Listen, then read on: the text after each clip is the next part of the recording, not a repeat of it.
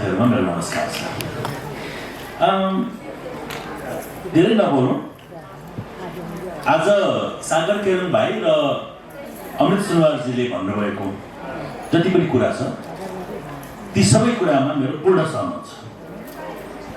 यो चाहिँ ताली बजाउने कुरा हो। फुल इन्डोर्स कतिपय कुरा चलचित्र विकास बोर्ड मेरो कुर्सी र मेरो कलमसँग सम्बद्ध छैन, त्यसकारण त्यो गर्न सकिएन। गर्ने प्रयास गरिएको छ, केही प्रयासहरू गरियो। अबको प्रयास भनेको विधेयक पास भएर आएपछि नियमावली, नियम र विनियमावलीहरू बनाउने बेलामा आदिवासी जनजाति मातृभाषी चलचित्र प्रवर्धन समितिले उहाँहरूसँग एट्याच भएका महासङ्घ, उत्थान सङ्घ र अन्य ठाउँहरूमा सरकारवालाहरू सहित केही प्रतिनिधि लिएर त्यस बनाउनका लागि म आदिवासी चलचित्रकर्मी साथीहरूलाई खुला दिलले स्वागत गर्दछु। त्यसबाट कहिले पनि हामी त्यसपछि हामीलाई चाहिँ रहने छैन। नीति निर्माणमा पनि हाम्रो सहभागिता भयो र दोस्रो हाम्रो सेक्टरका लागि उनीहरूको हक, इज्जत, प्रवर्धन र उत्थानका लागि हाम्रा नीतिहरूले गाइड गर्न सक्ने अवस्थामा पुग्छ। अर्को एउटा किताबको कुरा गर्नुभएको थियो गुन्जाजीले। त्यो किताब के हो त्यो मलाई आजसम्म कसैले भनेन। हाम्रो संस्थामा के छ भने देशैमा जस्तो यही संस्थामा यहाँ आउँदा प्रेस रिलिज गर्न पर्ने भयो, प्रेसको डिटेल देऊ त भनेको जम्मै त्यो अल्टर कन्ट्रोल डिलिट गरेर खेलिदिएको रहेछ। पत्रकारको लिस्टै छैन। धन्न म त कान्तिपुर टेलिभिजनको चिफ भएर चलाइरहेको, कान्तिपुर रेडियोको चिफ भएर चलाइरहेको, भर्खर आएको हुनाले मलाई त्यसको नेटवर्कमा वन क्लिक मलाई आइहाल्छ, त्यो प्रब्लम भएन। तर हाम्रो चाहिँ हिँड्दैछ पाइला मेट्दैछ गर्ने संसार हो। एउटा प्रवर्धन समिति गएपछि त्यो प्रवर्धन समितिले के गरिरहेको थियो भन्ने कुरा अर्कोले, नयाँ आउनेले पनि खोज्नु पर्थ्यो, पुरानोले पनि हामीले यो गरेको थियौँ है भनेर दिन पर्थ्यो। सायद पुरानोलाई लाग्यो होला मलाई हटाउने, म जतिको जान्ने यिनीहरू के गर्दो रहेछ हेरौँ न यिनीहरू भनेर बस्ने। नयाँहरूले हामीले जाने कसरी तिनीहरूसँग सोध्न पर्छ र हामीले जानेको छौँ भनेर बस्ने यो बानी नै अत्यन्तै नराम्रो छ। यो हामीमा मात्रै होइन, यो सबैमा छ। त्यसकारण यसलाई सुधार्नु।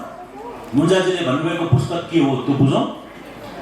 आदिवासी जनजाति मातृभाषी चलचित्रहरूको पोस्टरहरू एकचोटि फेरि माग्दछु। आजको थुप्रै रहेछ, हामी पोस्टर किताब निकालिरहेका छौँ। त्यसको फेरि सूचना आउनेछ, फेरि यहाँ रोइलो हुन्छ। त्यसपछि मैले थाहा पाइनँ, मलाई भनेन, यो रोइलो गर्ने चलन छ। रोइलो नगर। अनि फेरि त्यही जीवनको अन्तिम किताब पनि हुँदैन, त्यसको अर्को अंश पनि निस्किन्छ, त्यसमा समावेश हुन सक्छ। तर सकेसम्म 14वटा सङ्गठनहरू जो हुनुहुन्छ यहीँ हुनुहुन्छ, तपाईँहरूले आफ्नो चित्र लाउनुहोस्। अर्को यहाँहरूको जति पनि किताबहरू छ, भनौँ न मगरको मेजर पुन्जीले लेख्नुभयो किताबको त उहाँले आफैले निकाल्नु भएको रहेछ। मैले व्यक्तिगत रूपमै एनाउन्स गर्ने बोर्डलाई पनि नसोधिकन ल उहाँले आफैले निकाल्नु भएको छ। हामी त निकाल्न चाहन्छौँ। आर्काइभ हुनुपर्छ, इतिहास हुनुपर्छ। इतिहास भएन भने सकिन्छ। त्यो इतिहास राख्नका लागि जति पनि चलचित्रहरू छन्, अघि 700वटा चलचित्र बनेको भन्नुभयो, त्यो 700वटा चलचित्रको चाहिँ चलचित्र विकास बोर्डमा दर्ता गर्नका लागि चाहिँ पैसा लाग्दैन। यो नलाग्ने निर्णय गरिसकिएको छ। यो पनि ताली पिट्ने कुरा थियो।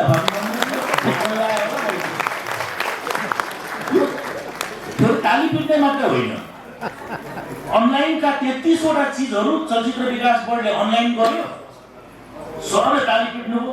खाना पनि मिठै थियो, त्यो त राम्रै कार्यक्रम मात्रै थियो। तर फेरि 4 दिनपछि to home with my concert बनाउन अथवा आफ्नो चलचित्र दर्ता गर्न फेरि यति ढिली कागज बोकेर के आउनुभयो क्या उहाँहरू, होइन? त्यो ताली पिटिसकेपछि उहाँले अनलाइनबाटै गर्नु पर्थ्यो होला। त्यो बानी पनि छैन। त्यसलाई सुधारौँ। सुनिँदा हामीले पनि ताली पिटिसकेपछि हाम्रो छेउका मान्छेलाई भनौँ तिम्रो चलचित्रको पोस्टर पठाऊ, तिम्रो चलचित्रको स्क्रिप्ट पठाऊ। आज हामीसँग 1700वटा चलचित्रका पोस्टरहरू हाम्रो साथमा छन्। मातृभाषी चलचित्रका पोस्टरहरू पनि छन्। जतिले उपलब्ध गराउनु भएको छ फेरि आह्वान गर्दछु र ती चलचित्रहरूको इतिहास सहितका पुस्तक यदि गुन्जाजीले भनेको हो भने त्यो निकाल्नका लागि चलचित्र विकास बोर्डले त्यो असारभन्दा अगाडि नै निकाल्छ, त्यसमा चिन्ता गर्न परेन। र अन्य कुनै प्रकारका विचारहरू छन् भने पनि लिएर आएको भयो, त्यसलाई आर्काइभ गर्नका लागि चलचित्र विकास बोर्डले सङ्ग्रहालय बनाउनुपर्छ भनेर इतिहासदेखि अहिलेसम्मका चिजहरू कलेक्सन गरिरहेको छ। त्यसकै उदाहरण हो हामीसँग अहिले हजारौँवटा नेपाली चलचित्रका स्क्रिप्टहरू छन् र 1700वटा चलचित्रका पोस्टर छन्। यहाँ अप्सराजी यहीँ बसिरहनु भएको छ, फोटो खिच्दै हुनुहुन्छ, उहाँहरू नै हो त्यसमा लाग्नु भएको। त्यसो भएको हुनाले त्यसमा लाग्नु हुनका लागि अनुरोध गर्दछु। विधेयक र नियमावलीमा मैले भने यहाँहरूले आदिवासी जनजाति मातृभाषीहरूका लागि बनाउनु पर्ने नियम चाहिँ यस्तो भयो हुन्थ्यो भनेर खास गरिकन अमृतजी त्यसमा निकै नै पोख्त हुनुहुन्छ। मैले भेटेको मान्छेहरूमध्ये अरू पनि हुनुहुन्छ होला, तर मैले भेटेका मान्छेहरूमध्ये र उहाँ एक्टिभली लाग्नुहुन्छ र फलो पनि गर्नुहुन्छ। फलो नगरेर हुँदैन। यहाँ मानिसहरू के छ भने मैले स्ट्याटस लेखेको नि हेर्नु भएन भन्छ, कसले हेर्नु त्यसको स्ट्याटस को हो त्यो? मैले स्ट्याटस लेखेर तपाईँहरू हेर्नुहुन्छ त, मेरो स्ट्याटस लिइरहेको पर्छ नि होला, झुक्किएर आयो भने हेर्ने र स्ट्याटस सामान्य सञ्जालको स्ट्याटस भनेको चाहिँ सेन्सिटाइज गर्न र नेगेटिभ गर्नलाई चाहिँ काम लाग्छ, कन्स्ट्रक्टिभ काम गर्नलाई त्यो काम लाग्दैन। त्यो नेगेटिभ भएर चाँडो हल्ला हुन्छ। त्यस कारणले त्यो चाहिँ तपाईँहरू आफैले फलोअप गरिदिन पर्यो। र जुन स्टोरीको कुरा अघि आएको थियो भर्खरै बागी समुदायको पनि त्यो कुरा चाहिँ ठुलै समस्या भयो। अगाडिको त्यो कारसाङ भन्ने सिनेमा पनि त्यो समस्या भयो, म आइकन अरू पनि पहिला पनि समस्या हुन्थ्यो। एउटा त चलचित्रका निर्माताहरूलाई मैले भनेको छु निर्वाचन गर्दा चाहिँ हुनुहुन्छ, निर्माताले पैसा हाल्ने बेलामा मैले केमा हाल्दैछु भन्ने चाहिँ जान्न पर्छ। हजुरहरूको पनि आउँछन्, यहाँ आउँदा पनि मैले अहिले लेखिदिएको छु, अहिले फर्म्याटमै बनाइदिएको छु। एकैछिन साइड टप नगरिदिउँ न हजुर, एकैछिन दिदी प्लिज, दिदी भने बहिनी नै सरी। अनि हामीले अहिले फर्म्याट बनाइदिएको छौँ के यो चलचित्र कुनै आदिवासी जनजाति मातृभाषी अथवा अन्य कुनै समुदायहरूसँग सम्बन्धित छ भने पहिले चिन्ह लगाउँछ, लगाउने बित्तिकै हामी त्यहीबाट सुरु गरिदिन्छौँ। त्यहीबाट उसले पनि एकदमै लोड गर्दा पनि 1.5 करोड रुपियाँ खर्च गरिहाल्छ एउटा चलचित्र बनाउनलाई। बस्नुहोस् बहिनी, त्यो एकदम राम्रो छ, त्यो सोफा नचक्क गर्छ, ल बस्नुहोस्। अनि 1.5 करोड रुपियाँ लगाएर बनाइसकेपछि अनि लफडा भयो भने मान्छे त सुसाइडै गर्नुपर्ने अवस्था हुन्छ। 1.5 करोड भन्न सजिलो छ, एकै ठाउँमा राखेर 1.5 करोड हातमा थुक लगाएर बन्ने मान्छे यहाँ 0.1% हुनुहुन्छ होला। ब्याङ्कमा देखायो होला, अरूले बोकेको देखेको होला, सिनेमामा देखेको होला। 1.5 करोडै क्यासेट बोकेर यसरी गरेको चाहिँ मान्छे कमै हुन्छ होइन। कि त जग्गाको व्यापार गरेको हुनु पऱ्यो, कि त वैदेशिक रोजगारको गर्नेहरूसँग त्यति पैसा हुन्छ, कि त अब ठुलै कि त 2 नम्बरी नै गर्न पऱ्यो होइन। भनेपछि त्यो पैसा लगाएर बनाइसकेपछि अनि भरे यो हाम्रो समुदायलाई पर्यो, उसको समुदायलाई पर्यो भनेर गर्दाखेरि त्यहाँ पनि एउटा ठुलो पिर परिरहेको हुन्छ। भनेपछि सुरुमै उसले बुद्धि पुर्याउनु पऱ्यो। त्यस कारण निर्माता सङ्घ र चलचित्र विकास बोर्डले त्यसलाई अलि चाहिँ बोटलनेक गरेको छ। र सेन्सरको प्रक्रियामा पनि एकजना मान्छे राखिएको छ। तर के हुँदो रहेछ भने उही आज बाहिर रक्सी छ के अरे केही छ तम्बासम्बा भनेको छैन रहेछ, पहिला रहेछ पोहोर। अनि मैले पोहोर चाहिँ यो चाहिँ नगरिदिनु, सरकारी कार्यालय हो, त्यो चाहिँ प्राविधिक रूपले मिल्दैन भनेको हुनाले खाए पनि बाहिर खाउँ भनेर भनेको थिएँ।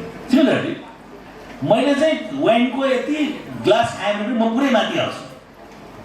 शेर्पाको छोरा भन्नु सुहाउँदैन मलाई, माथि हाल्छु, गाडा रातो भएर हाँसेर पिइदिँदैसक्छु। तर कोहीलाई अब फुल हाल्दा पनि मोटरसाइकल चलाएर घर जान्छ होइन। त्यस्तै आदिवासीको समस्या पनि कसैलाई माइनर कुरामा पनि एकदम त्यो ट्रिगर भइहाल्छ, यो किन हामीलाई चुह्यो भन्छ। कसैले चलचित्र हो यहाँसम्म चल्छ, यसले कुनै हामीलाई सिधै गरेको छ नि एउटा कथा हो भनेर फेरि कसैले छोड्छ। अहिले लाली बजारमा त्यही भयो, त्यसमा राखिएको थियो मान्छे, उनीहरूले भनेको एकदम राम्रो छ। अब अरू साथीहरू जसले ट्रेलर मात्र हेरेर आउनुभयो, उहाँहरू यहाँ पनि आउनुभयो, मन्त्रालय पनि जानुभयो, दलित आयोग आयो, ह्युमन राइट आयो, कहाँ आयो, सबतिरबाट चाहिँ कुराहरू आयो र सेन्सर गर्नलाई नै प्रब्लम हुने अवस्था भयो। झन्डै 3.5 करोड रुपियाँ लगाएर बनाएको चलचित्र लास्ट मिनेटमा आएर त्यो मैले त डाइरेक्ट सामान भएर तपाईँ सधैँ यही सब्जेक्टमा किन बनाउनुहुन्छ? विश्वमा त अरबौँ कथा होला नि त विश्वमा होइन। नेपालभित्र पनि 4-5 करोड होला, 3 करोड नेपालीको एक एकवटा कथा हुँदा पनि 3 करोड कथा छ। त्यसमा बनाउनु नि त। जहिले पनि उहाँले फेरि वादी समुदायमा बनाउनु त उहाँ त्यहीँबाट हुर्किनु भएको रहेछ। उहाँलाई त्यसको बारेमा बढी ज्ञान छ, उहाँले त्यही बनाउनुहुन्छ। त्यो पनि ठिकै छ।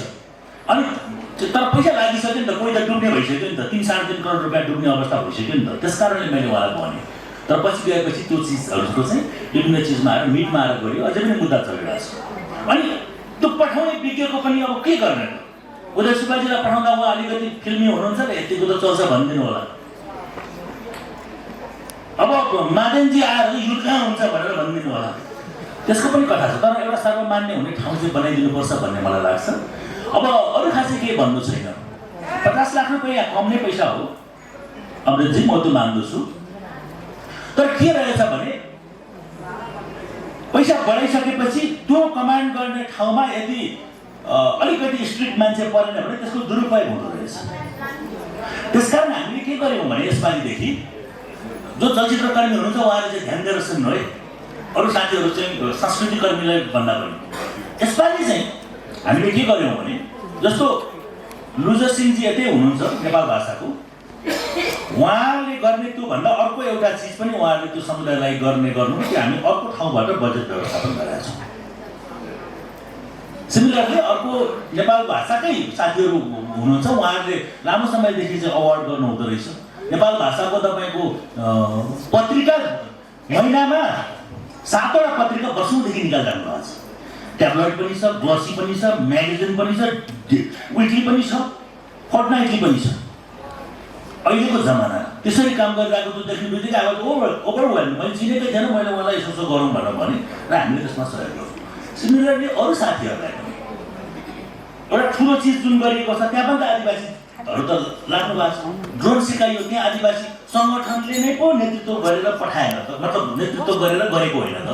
तर चलचित्र विकास बोर्डले गरेकै काममा अर्को गएको मान्छे पनि त आदिवासी नै हो नि त। त्यो ठाउँमा पनि भएको हुनाले त्यो चाहिँ एडिसनल पोइन्ट हो। र योपटक चाहिँ मैले हाम्रो फेसबुक वाट्सएप ग्रुपमै यस्तो चिज हुँदैछ है भनेर जानकारी दिएको छु। त्यो भएपछि उहाँहरूले आफ्ना मान्छेहरू भनेको त्यो समुदायको लागि मात्रै काम गर्ने मान्छेहरूलाई पनि बेनिफिट हुने गरी चाहिँ हामीले काम गरिरहेका छौँ।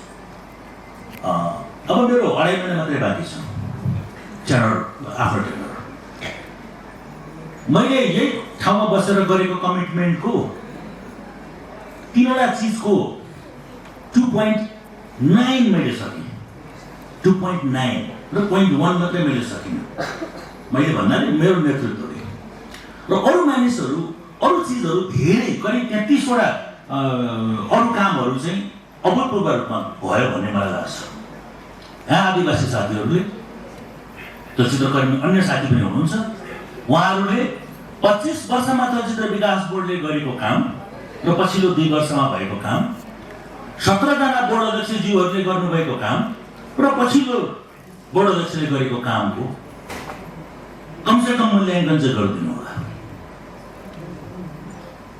त्यति हेरेपछि असन्तुष्टि त प्रशस्तै हुन्छन्, किनभने गरेर सकिँदैन, हामी निश्चित बजेटमा छौँ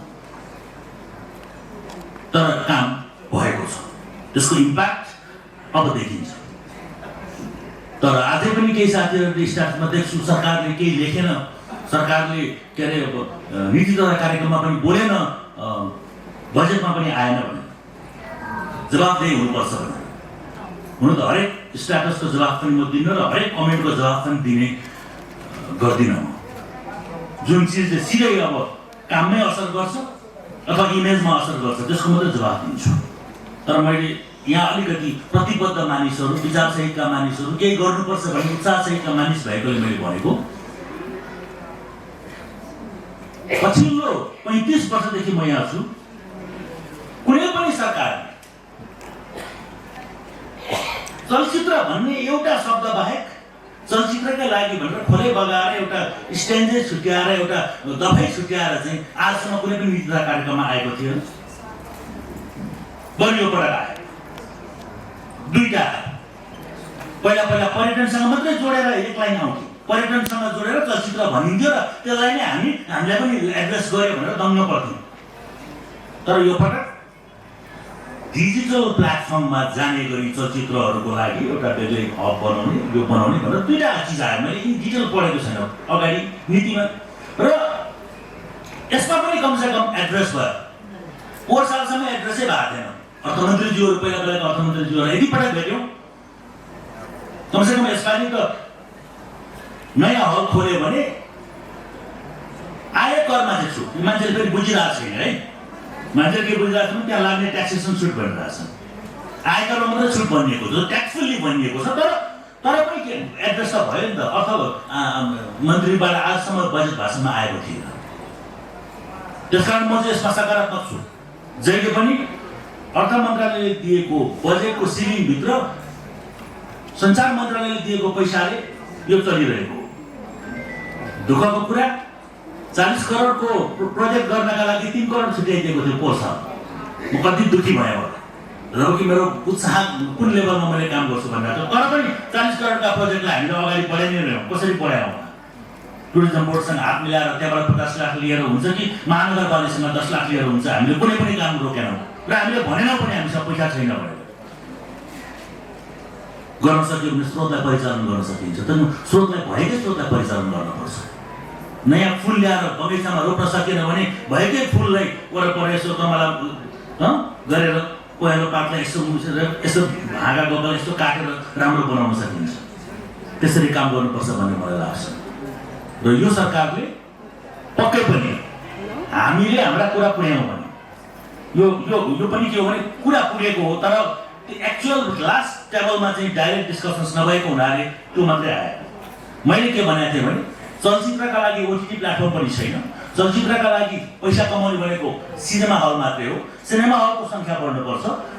माओवादीको इन्सर्जेन्सी हुनुभन्दा अगाडि 10 वर्ष जनयुद्धभन्दा अगाडि 450वटा थिएटर थिए। त्यस पछाडि त्यो घटेर 250 मा आयो। 250बाट घटेर पेन्डेमिक र भूकम्प र नाकाबन्दी पछाडि त्यो घटेर 110 मा पुग्यो। 110 मा पुगिसकेपछि त्यो बिस्तारै बढ्दै अहिले 178 मा पुग्यो। मैले भनेको कमसेकम 250वटा सिनेमा हल बन्नुपर्छ। त्यसका लागि सिनेमा हल भएका ठाउँमा, ठुला गाउँहरूमा, साना सहरहरूमा त्यहाँको स्थानीय सरकारले जग्गा दिनुपर्छ, प्रान्तीय सरकारले घर बनाइदिनुपर्छ, टेक्नोलोजी चलचित्र विकास बोर्डले हेरिदिनुपर्छ र प्राइभेट पब्लिक पार्टनरसिपमा चलचित्र चल्नुपर्छ। किनभने जसरी घाँस बाँस कपास बोल्ने स्वास्थ्य शिक्षा हाम्रो ह्युमन राइट हो भने मनोरञ्जन गर्न पाउनु पनि जनताको बेसिक अधिकारमा पर्छ। र त्यो अधिकार चाहिँ सरकारले, तिनै तहको सरकारले उपलब्ध गराउनुपर्छ भन्ने मान्यताका आधारमा त्यो चिज गरिएको थियो। र त्यसरी बनिएका सिनेमा हलहरूमा कुनै पनि प्रकारको ट्याक्स, पानीको, बत्तीको, बिजुलीको, एनुअल जग्गाको, घरको, सामान ल्याउँदाको, कुर्सी किनेर लिएर आउँदाखेरिका सम्पूर्ण ट्याक्सहरू 3 वर्षसम्मका लागि फुल ट्याक्स वेट गर्नुपर्छ। No VAT no tax. त्यसमा त्यो कुरा हामीले मागेका हौँ। र त्यो भ्याट र त्यो गर्दाखेरि के हुन्थ्यो भने कमसेकम सिनेमा हल तुरुन्तै खुलिहाल्थ्यो। त्यो बास्केटबाट 5 करोडभन्दा बढी व्यापार गर्ने चलचित्रलाई खासै फरक पर्दैन त्यो सिनेमा हल खुलेर। तर जुन चलचित्र फ्लप हुन्छ नि, त्यो चलचित्रमा अर्को 80वटा चलचित्र भवन चल्ने हो भने हरेकबाट 50,000 पनि आउँदा पनि 40 लाख आउँछ। 40 लाख रुपियाँ हातमा आउँछ। र 40 लाख रुपियाँ एउटा राम्रै डाइरेक्टरको हातमा पर्यो भने, दिमागमा सहीको चलाउने हातमा पर्यो भने उसले अर्को सिनेमा बनाउँछ र त्यसले वर्क जेनेरेट गर्छ। त्यसकारणले हामी त्यो काममा लागिरहेका छौँ। र त्यसमा पहिलाको अर्थमन्त्रीले भन्नुभयो कि अनि यो ट्याक्सै फ्री गर्ने भने कि अहिले पनि त आएको छैन। अहिले हामीसँग 200वटा सिनेमा हल छैन एक्स्ट्रा, अनि त्यो 200 हलको त आएको छैन। कहिले खुलेर आउने त? कमसेकम अहिले हामीले यो चिज फ्री गरिदियो भने 3 वर्षपछि आउने सुनिश्चितता भयो नि त। त्यो सम्भव इज कमिङ। नेपाली जनताले नै पाउने, अर्काले लगेर दिनुपर्ने हो भनेर भन्यो। लामो कुरा नगरौँ। सिनेमा हेर्नका लागि तपाईँहरू तयार हुनुहुन्छ। बाहिर खाजा पनि देखाएर केही भाषण राम्रै आउँदैछ। कुनै पनि प्रकारका कुराहरू गर्नका लागि चलचित्र विकास बोर्ड खुला छ। कमसेकम 3 महिनाका लागि राम्ररी काम गर्नेछौँ। र त्यस पछाडि बाहिर बसिसकेपछि खबरदारी सहित चलचित्र विकास बोर्डलाई र सरकारलाई यो है चिज गर्नुपर्ने भनेर मार्गनिर्देशकीय भूमिकामा हामी सबै बस्नेछौँ। र त्यतिखेर आदिवासी जनजाति मूलवासी मातृभाषी चलचित्र कर्मीहरूले पनि कमसेकम मलाई एक फोन गर्दाखेरि म ती चिजहरूमा आवाज मिलाउनका लागि र खास गरिकन आवाजमा आवाज त जहिले पनि मिलाइदिन्छ, त्यसको परिणाम लिएर आउनका लागि लाग्न सक्ने एउटा व्यक्ति मध्ये म हुँ भन्ने तपाईँलाई लाग्छ भने फोन गर्नु होला। नमस्कार।